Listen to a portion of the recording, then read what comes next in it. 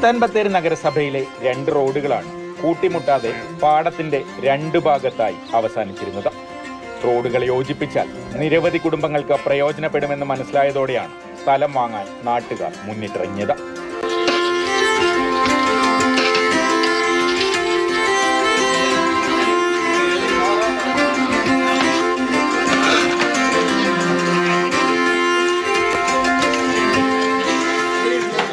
Councillor സംഷാദിന്റെ നേതൃത്വത്തിൽ biryani challenge നടത്തി സ്വരൂപിച്ച 2,18,250 രൂപ നൽകി 6.25 സെന്റ് ഭൂമിയാണ് റോഡിനായി വാങ്ങിയത്.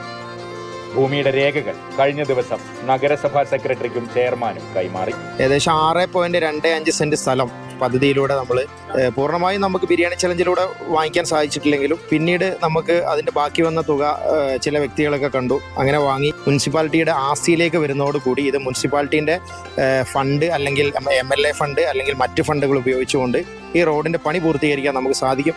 റോഡ് വരുന്നതോടെ പ്രദേശത്തെ കുടുംബങ്ങളുടെ ഏറെ നാളത്തെ സ്വപ്നമാണ് സാക്ഷാത്കരിക്കാൻ പോകുന്നത്. റോഡ് നിർമ്മാണം ഏറ്റവും പെട്ടെന്ന് പൂർത്തിയാക്കാൻ ശ്രമിക്കുമെന്ന് നഗരസഭാ അധികൃതർ അറിയിച്ചു. മാതൃഭൂമി ന്യൂസ്, വയനാട്. കമലുണ്ട് വയനാട്ടിൽ നിന്ന്. കമൽ, നല്ല കാര്യമാണല്ലേ ഒരു റോഡ് കൂട്ടിമുട്ടിക്കുക, അത് ഒരുപാട് ആളുകൾക്ക് സഹായകരമാകും. സമീപ പ്രദേശങ്ങളൊക്കെ ഒരു റോഡ് വരുമ്പോൾ അതിൻ്റെ ഗുണം കിട്ടും.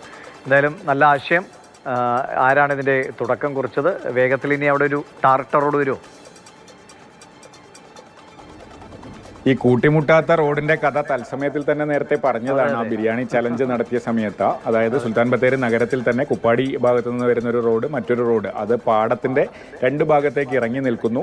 കൂട്ടിയോജിപ്പിച്ചാൽ ആ ഭാഗത്തുള്ള കുടുംബങ്ങൾക്ക് നഗരത്തിലെത്താനൊക്കെ വളരെ എളുപ്പവഴിയാകും. നിരവധി പേർക്ക് പ്രയോജനം ഉണ്ടാകും. അപ്പോഴാണ് ഈ കൗൺസിലറുടെ നേതൃത്വത്തിൽ തന്നെ ഈ സ്ഥലം നമുക്ക് വാങ്ങി നഗരസഭയ്ക്ക് നൽകിയാൽ ഈ റോഡ് കൂട്ടിയോജിപ്പിക്കാനാകും എന്നുള്ളൊരു ഘട്ടം വന്നത്.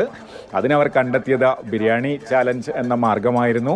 അങ്ങനെ 2 ലക്ഷത്തിലധികം രൂപ സ്വരൂപിച്ചു. ആ രൂപ കൊടുത്ത് ഏതാണ്ട് 6.25 സെന്റ് സ്ഥലം വാങ്ങി നാട്ടുകാർ തന്നെ.